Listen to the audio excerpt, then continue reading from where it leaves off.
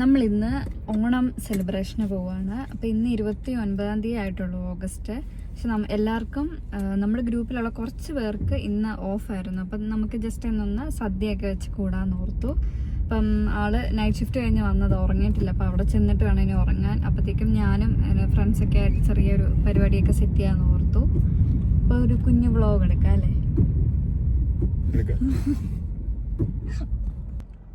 നമ്മൾ പോയിക്കൊണ്ടിരിക്കുക. അപ്പം ഓരോരുത്തർ കറികളൊക്കെ ഉണ്ടാക്കി കൊണ്ടുവരാമെന്ന് വെച്ചു. പക്ഷേ എനിക്ക് ആക്കാൻ സമയമൊന്നും കിട്ടിയില്ല. അപ്പം ഞാൻ ഓർത്ത് എന്തെങ്കിലും മേടിച്ചുകൊണ്ട് പോകാമെന്ന്. അപ്പം നമ്മളൊരു മലയാളി കടയിൽ കയറി കുറച്ച് സാധനമൊക്കെ മേടിച്ചുകൊണ്ടാണ് അങ്ങോട്ട് പോകുന്നത്. പിന്നെ ഡ്രസ്സൊക്കെ എടുത്തിട്ടുണ്ട്, പക്ഷേ പഴയതാണ്, നേരത്തെ ഇട്ടതൊക്കെയാണ്. അവിടെ ചെന്നിട്ട് വേണമല്ലോ ഒന്ന് നോക്കാൻ വേണ്ടിയിട്ട്. ഇന്നതേ ഇവിടെ ചെറിയ മഴയൊക്കെയാണ്. നമ്മളതേ ആ റെഡ് കണ്ടോ, അതൊരു മലയാളി ഷോപ്പാണ്, എൻ്റെ വീട്. അപ്പോൾ നമ്മൾ ആ മലയാളി ഷോപ്പിൽ പോയി കുറച്ച് സാധനങ്ങളൊക്കെ മേടിച്ചു. നമ്മളിനി പോയിക്കൊണ്ടിരിക്കുകയാണ്. ഒരു 15 മൈലിന് മുകളിൽ ദൂരമുണ്ട്. അപ്പോൾ എങ്ങനെ വന്നാലും ഒരു 40-45 മിനിറ്റ് എടുക്കും. നമ്മൾ പോയിക്കൊണ്ടിരിക്കുകയാണ്. അപ്പോൾ ഇന്ന് അത്യാവശ്യം ഒരു മഴയൊക്കെ ഉള്ള ഡേ ആണ്. അപ്പം ഞങ്ങൾ ഓർത്തു, പിന്നെ പുറത്തല്ലല്ലോ പരിപാടി, നമ്മളകത്താണ്, അത് കാരണം കുഴപ്പമില്ല എന്നൊക്കെ ഓർത്ത് ഇങ്ങനെ പോയിക്കൊണ്ടിരിക്കുക. അങ്ങനെ നമ്മൾ അവിടെ എത്തി, കാർ അവിടെ പാർക്ക് ചെയ്തു. അപ്പം മഴയൊക്കെ പോയി, അത്യാവശ്യം കുഴപ്പമില്ലാത്തൊരു ക്ലൈമറ്റൊക്കെ ആയിരുന്നു. അധികം ആൾക്കാരൊന്നും ഇല്ല, കുറച്ച് 2-3 ഫാമിലിയേ ഉള്ളൂ, പിന്നെ കുറച്ച് പിള്ളേരൊക്കെ ആയിട്ട്. രാവിലെ ചെന്നപ്പോൾ അവൾ ചെറിയ കുക്കിങ്ങും പരിപാടിയൊക്കെ ആയിട്ട് ഇരിക്കുമായിരുന്നു. അവളുടെ കൊച്ചുണ്ട് അവിടെ. പിന്നെ ഞാനും കൂടെ കൂടി അത്യാവശ്യം നമ്മളവിടെ പെട്ടെന്നൊന്ന് ക്ലീനൊക്കെ ചെയ്ത് കുക്കിങ്ങൊക്കെ എല്ലാം ഒന്ന് സെറ്റാക്കി വെച്ചു. അപ്പം അങ്ങനെ നമ്മൾ പുറത്തോട്ടൊക്കെ ഇറങ്ങി ഒന്ന് നടന്നു, കടയിൽ പോയി പിന്നെ കുറച്ച് സാധനങ്ങളൊക്കെ മേടിച്ചു. പിന്നെ ഞാനും അമ്മുക്കുട്ടിയും പാട്ടൊക്കെ വെച്ച് കുറച്ച് ഡാൻസൊക്കെ ചെയ്തു. ഇപ്പം ഇവിടുത്തെ പിള്ളേരെന്ന് പറയുമ്പോഴത്തേക്കും പിന്നെ മലയാളം പെട്ടെന്ന് മറന്നു പോകും. പിന്നെ എസ്പെഷ്യലി ഒരു 3-4 വയസ്സൊക്കെ ഇവിടെ വന്നു കഴിഞ്ഞാൽ പിന്നെ അവർക്കൊട്ടും ഒരു മലയാളം സംസാരിക്കത്തില്ല. പിന്നെ ഞാനും അമ്മുക്കുട്ടിയായിട്ട് കുറച്ച് നേരം ഇതേപോലെ വർത്താനമൊക്കെ പറഞ്ഞു ഓണം എന്താണെന്നൊക്കെ പറഞ്ഞൊക്കെ കൊടുക്കുമായിരുന്നു. പിന്നെ നമ്മൾ ലാസ്റ്റ് പായസം വെക്കുക. അങ്ങനെ സേമിയ പായസത്തിൻ്റെ പരിപാടിയിലേക്ക് നമ്മൾ കടന്നു. ഫുള്ള് പരിപാടി കഴിഞ്ഞിട്ട് ഒന്ന് ഫ്രഷായിട്ട് പിന്നെ ഡ്രസ്സൊക്കെ മാറാമെന്ന് ഓർത്തിരിക്കുമായിരുന്നു. പിന്നെ നമ്മൾ വീട്ടിൽ വിളിച്ച് ഇതേപോലെ അവളത് കറികളൊക്കെ കാട്ടി കൊടുക്കുകയാണ് അമ്മയ്ക്കൊക്കെ.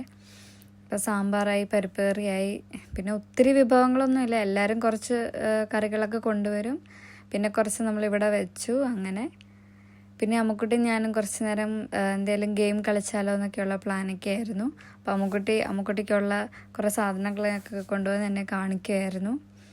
പൂക്കളിടാൻ വേണ്ടിയിട്ട് ഇവിടെ അങ്ങനെ നമുക്ക് വേറെ വീടുകളിൽ പോയി പൂ പറിക്കാനൊന്നും പറ്റത്തില്ലായിരുന്നു. പിന്നെ അവളുടെ തന്നെ വീടിൻ്റെ ബാക്കിലുള്ള കുറച്ച് പൂവൊക്കെ പറിച്ച് ഒരു ചെറിയ പൂക്കളം നമ്മൾ സെറ്റ് ചെയ്തിട്ടുണ്ട്. പിന്നെ ദേ അമ്മുക്കുട്ടി അവിടെ എല്ലാം ക്ലീൻ ചെയ്തു, മിടിക്കുകയാണ് അമ്മുക്കുട്ടി.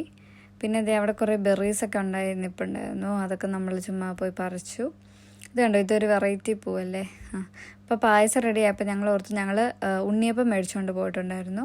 അപ്പോൾ ആദ്യമായിട്ടാണ് ഈ കോംബോ. അവൾ പറഞ്ഞു ഉണ്ണിയപ്പവും പായസം കൂടെ കഴിച്ച് നോക്കാം, അടിപൊളിയാന്ന്. ഞങ്ങളങ്ങനെ കഴിച്ചിട്ടില്ല. അപ്പം നമ്മുടെ ഏരിയയിലോട്ട് അങ്ങനെ ഇലയിൽ പായസം കഴിക്കുന്നത് തന്നെ ഭയങ്കര റയറാണ്. അപ്പോൾ ഈ കൈയും കൊണ്ട് നമ്മളിങ്ങനെ ഇതിങ്ങനെ മിക്സ് ചെയ്ത് ഫസ്റ്റ് ടൈമാണ് കഴിക്കുന്നത്. ഉണ്ണിയപ്പവും പായസം കൂടെ അടിപൊളി ടേസ്റ്റായിരുന്നു. പിന്നെ അമ്മുക്കുട്ടി ഇതേ കുളിച്ച് വന്നു, നമ്മളെ ഡ്രസ്സൊക്കെ മാറി. ഞാനും ഒരു സാരി എടുത്തു. അപ്പോൾ ഇത് അവളുടെ സാരിയാണ്, അവൾക്ക് 2 സാരി ഉണ്ടായിരുന്നു, പറഞ്ഞാൽ ഞാൻ എടുത്തു, പറഞ്ഞാൽ അവളെടുത്തു. ഞാൻ കൊണ്ടുവന്നത് ഒരു ധാവണി സ്റ്റൈൽ ഒരു ഓണത്തിൻ്റെ ആയിരുന്നു. അത് ഞാൻ കഴിഞ്ഞ വർഷം ഇട്ട കാരണം ഞാൻ ഓർത്ത് ഈ വർഷം എന്നാൽ സാരി എടുക്കാമെന്ന്. അങ്ങനെ നമ്മൾ സാരി എടുത്ത് റെഡി ആയപ്പോഴത്തേക്കും വേറൊരു ഫാമിലിയും കൂടെ വന്നു. പിന്നെ എനിക്ക് അവരെ ആരും അറിയില്ലായിരുന്നു, ഇന്നാണ് എല്ലാവരും പരിചയപ്പെടുകയൊക്കെ ചെയ്തത്. അങ്ങനെ നമ്മൾ ചെറിയ ഫോട്ടോഷൂട്ടും കാര്യങ്ങളൊക്കെ ആയിരുന്നു. ആ പുള്ളിയുടെ കയ്യിൽ ക്യാമറയൊക്കെ ഉണ്ടായിരുന്നു, അപ്പം നമ്മുടെ ഫോട്ടോസൊക്കെ എടുത്തു. പിന്നെ പിള്ളേരൊക്കെ ഉണ്ടായിരുന്നു, പിള്ളേർക്കും സന്തോഷം. അപ്പോഴത്തേക്കും ചെറിയ വെയിലൊക്കെ ആയി. അപ്പോൾ പിന്നെ വെളിയിലോട്ട് ഇറങ്ങി എല്ലാവരും ഫോട്ടോസും കാര്യങ്ങളൊക്കെ എടുക്കാൻ തുടങ്ങി. നല്ല ക്യൂട്ടല്ലേ 2 പേരുടെ നിൽക്കുന്നത് കാണാൻ. അങ്ങനെ ഓരോരുത്തരായിട്ട് വന്നുകൊണ്ടിരിക്കുന്നു, സാരി ഉടുപ്പ്, മേക്കപ്പ് കാര്യങ്ങളൊക്കെ.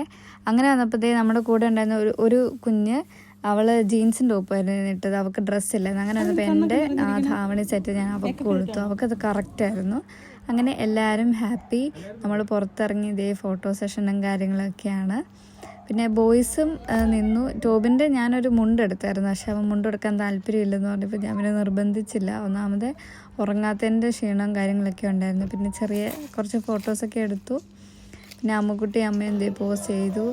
നമ്മുടെ അത്തപ്പൂക്കൾ ഇവിടെ ഉണ്ട്. അങ്ങനെ കുറച്ച് കഴിഞ്ഞ് നമ്മൾ ഫോട്ടോ സെഷനൊക്കെ കഴിഞ്ഞപ്പം എന്നാൽ പിന്നെ ഡ്രസ്സ് മാറാമെന്ന് ഓർത്തു. സദ്യ കഴിക്കുമ്പം ഒന്ന് റിലാക്സ് ചെയ്ത് കഴിക്കണ്ടേ. അങ്ങനെ ഞാൻ പോയി ഡ്രസ്സൊക്കെ മാറി.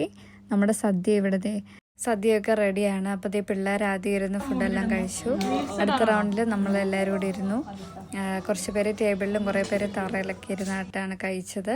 അപ്പോൾ എന്തുകൊണ്ട് ഒരു അടിപൊളി ദിവസമായിരുന്നു. തിരുവോണത്തിൻ്റെ അന്ന് എല്ലാവർക്കും ഓഫ് കിട്ടില്ല, അത് കാരണം ഇന്ന് നമ്മളങ്ങ് ആഘോഷിച്ചു. അപ്പോൾ അത്രേ ഉള്ളൂ. ബൈ.